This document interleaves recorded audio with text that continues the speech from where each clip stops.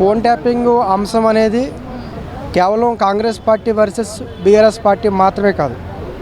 గతంలో BJP party కూడా ఈ ఫోన్ ట్యాపింగ్ కేసులో బాధితులుగా. సో ఈ ఫోన్ ట్యాపింగ్ కేసు అనేది రేవంత్ రెడ్డి గారు ముఖ్యమంత్రి అయినప్పటి నుంచి కూడా చేస్తారు, ఈ అంశాన్ని ఒక కొలిక్కి తీసుకొస్తారు అనుకున్నారు. కానీ ఇది కేవలం ఒక సీరియల్ ఎపిసోడ్ లాగా మొన్న హరీష్ రావు గారు కూడా హైకోర్టు ఆయనకి స్టే ఇస్తే సుప్రీంకోర్టుకి వెళ్ళి కూడా ఆర్డర్ తెచ్చుకున్నారు. సో ఇప్పుడు మళ్ళీ సిట్ నోటీసులు ఇచ్చింది.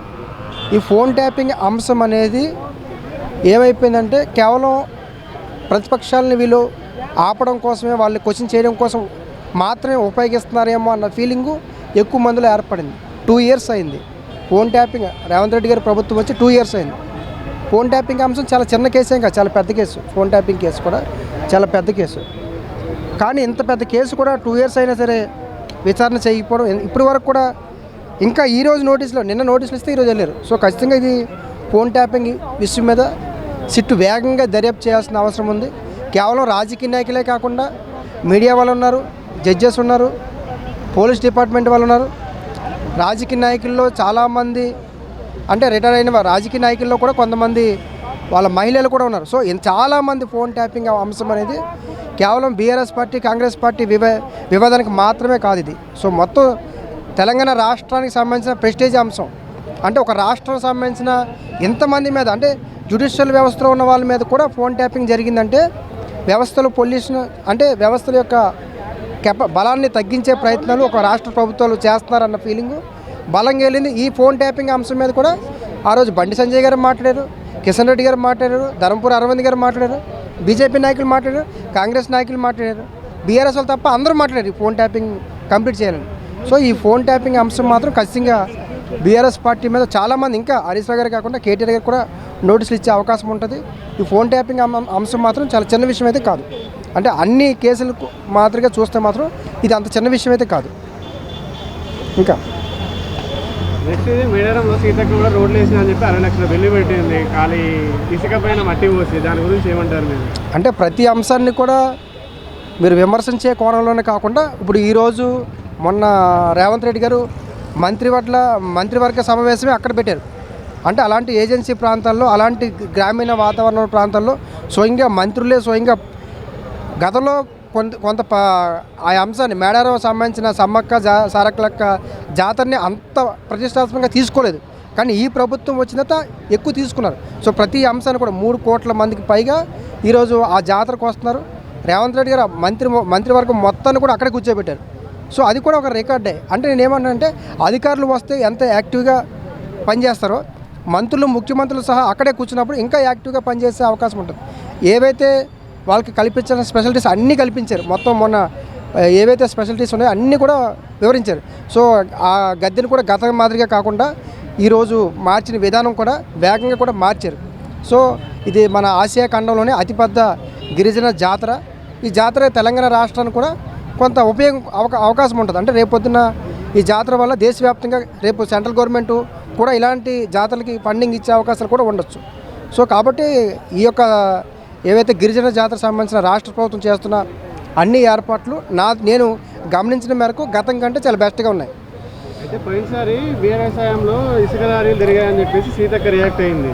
అదే ఇప్పుడు వాళ్ళ గవర్నమెంట్ వచ్చింది కదా, అదే ఇసుక లారీలు ఎందుకు బంద్ చేయాలి అని చెప్పి ప్రజలు ప్రశ్నిస్తారు. దాని గురించి మీరేమంటారు? ప్రజలు ప్రశ్నించాలి, ప్రశ్నిస్తేనే ఉండాలి, తప్పులేదు. కానీ ఏవైతే ఈ అంశాలు చెప్పానో, అంటే గత ప్రభుత్వానికి ఈ ప్రభుత్వానికి పోలిస్తే పండగ చేసే విధానంలో ఏదైతే ఉందో, ఈ జాతర నిర్వహించే విధానం ఏదైతే ఉందో అది గతం కంటే ఇప్పుడు భిన్నంగా గొప్పగా చేస్తున్నారనేది పబ్లిక్ కూడా అంటున్నారు, రాజకీయ నాయకులు అంటున్నారు, అన్ని బీఆర్ఎస్ పార్టీ నాయకులు కూడా, స్థానికంగా ఉన్న వాళ్ళు కూడా దాన్ని అగ్రి చేస్తారు. కరెక్ట్గా గవర్నమెంట్ ఆ విధానంలో పర్ఫెక్ట్గానే ఉంది. సో వాళ్ళు కేటాయించిన నిధులు కూడా కేటాయించారు, ఆర్టీసీ బస్సులు కూడా కేటాయించారు, మనకి అంబులెన్స్ కావచ్చు, లేకపోతే వైద్య సంబంధించిన సదుపాయాలు అన్నీ కల్పించారు. సో గతం కంటే బెస్ట్గానే ఉంది. సో ఈ జాతర ఏదైతే గవర్నమెంట్ అనుకుంటుందో గవర్నమెంట్కి అనుకున్న దానికన్నా బెస్ట్గా రీచ్ అవ్వచ్చు. 3 కోట్ల మంది అని అనుకుంటున్నారు, ఇంకో ఎక్కువ మంది కూడా వచ్చే అవకాశం ఉండొచ్చు. అయితే గిరిజనులు జరుపుకునే పండుగని గవర్నమెంట్ ఇన్వాల్వ్, గవర్నమెంట్ దగ్గర ఆదాయం లేక గవర్నమెంట్ ఇన్వాల్వ్, డబ్బులు దోచుకోవడానికి ఇన్వాల్వ్ అవుతుందని చెప్పేసి అంటున్నారు. అంటే ప్రతి ఒక్క అంశాన్ని కూడా ఆ కోణంలో చూడకూడదు. ఎందుకంటే గతం కంటే ఇది బెస్ట్గా చేసారా అన్న కోణంలోనే చూడాలి. గిరిజన జాతర అంటే గిరిజన జాతర కూడా గవర్నమెంట్ అండర్లోనే జరుగుతుంది. ఇప్పుడు అక్కడ ఏదైనా ప్రమాదం జరిగిందనుకో గవర్నమెంట్ సంబంధం లేదంటావా? గవర్నమెంట్ కదా. అంటే ఒక పాజిటివ్ వచ్చినా ఒక నెగిటివ్ వచ్చినా ఆ యొక్క జాతర సక్సెస్ అయినా ఫెయిల్ అయినా పూర్తిగా గవర్నమెంట్ మీద బాధ్యత ఉంటుంది. సో ఏ జాతర అయినా సరే ఆ జాతరని నిర్వహించాల్సిన బాధ్యత గవర్నమెంట్ మీద ఆధారపడి ఉంటుంది. సో మనకి ఇప్పుడు సింహాచలంలో జరిగింది, తిరుపతిలో తొక్కిసలాట జరిగింది. ఏ అంశం జరిగినా సరే అంత పాజిటివ్గా ఉంటే వాళ్ళ యొక్క కార్యక్రమాలు సక్సెస్ఫుల్ చేస్తే గవర్నమెంట్కి పాజిటివ్ వాతావరణం ఉంటుంది. ఒకవేళ కనుక వీళ్ళు గతం కంటే ఫెయిలియర్ అయ్యారనుకో, అంటే వీళ్ళు చెప్తున్న వార్తలకి రేపు పబ్లిక్ వచ్చి వెళ్ళిన తర్వాత కూడా వాళ్ళ పబ్లిక్ రియాక్షన్ చెప్తారు కదా, అంటే గతం ఏ రకంగా ఉంది ఇప్పుడు ఏ రకంగా ఉందని కూడా చెప్తారు. కాబట్టి అప్పుడు ఆ రియాక్షన్ కూడా తీసుకునే అవకాశం ఉంటుంది. అయితే నిన్న సీఎం రేవంత్ రెడ్డి ఫ్యామిలీ మొత్తం సమ్మక్క గద్దెలకాడికి వెళ్ళారు. అవును. అయితే మన సీతక్కని అవమానించారని చెప్పేసి పీట అంటే మామూలు చీరెళ్ళి కింద కూర్చోబెట్టారని దాని గురించి కూడా విమర్శలు వస్తున్నాయి. సోషల్ మీడియాలో వాస్తవాల కంటే అవాస్తవాలు ఎక్కువ ప్రచారం అవుతున్నాయి. సో ఆ సీతక్క గారు అక్కడ కూర్చున్న ప్లేసు ఏంటి అనేది ఎవరికీ తెలియదు. ఆమె పక్కన చాలామంది ఉన్నారు, ఆమె ఒక్కలే కూర్చోలేదు. అయితే దగ్గరుండి జరిపించేది సీతక్కే కదా, సీతక్కకి అవమానం జరిగింది. అయితే గిరిజనులు ఎలా అంటున్నారు?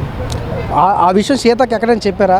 పోనీ సీతక్క ఫాలోవర్స్ ఎవరైనా చెప్పారా మా సీతక్కి ఇది జరిగారని? ఈ రకంగా జరిగింది. ఒక జాతర అనేది ఒక ప్రెస్టేజ్ ఇష్యూలో కాకుండా ఈ యొక్క జాతరని సక్సెస్ఫుల్గా చేయాలి. ఈ యొక్క గిరిజన జాతరని అంటే రాష్ట్ర ప్రభుత్వం గతం కంటే గొప్పగా చేయాలి అనే ఏదైతే నిర్ణయం ఉందో ఆ నిర్ణయానికి ఆమె సీతక్క అందరిలా కాకుండా కొంచెం అంటే ఒక మంత్రిలా కాకుండా సామాన్యమైన భక్తురాలిలాగా ఆమె వ్యవహరించి ఉండొచ్చేమో.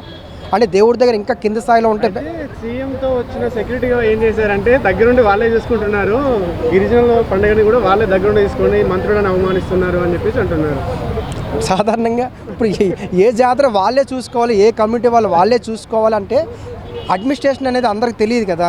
ఇప్పుడు సింహాచలం ఉంది, తిరుపతి ఉంది, అక్కడ ఉన్న కమ్యూనిటీ వాళ్ళే చూసుకోవాలి అనుకుంటే చూసుకోలేరు కదా. గవర్నమెంట్కి సంబంధించిన అధికారులు కావచ్చు, యంత్రాంగం కావచ్చు, గతంలో పనిచేసిన వీళ్ళందరూ కూడా వాళ్ళకి తెలుసు కాబట్టి గవర్నమెంట్ గైడెన్స్ ప్రకారం వీళ్ళందరూ కూడా నడిపిస్తారు.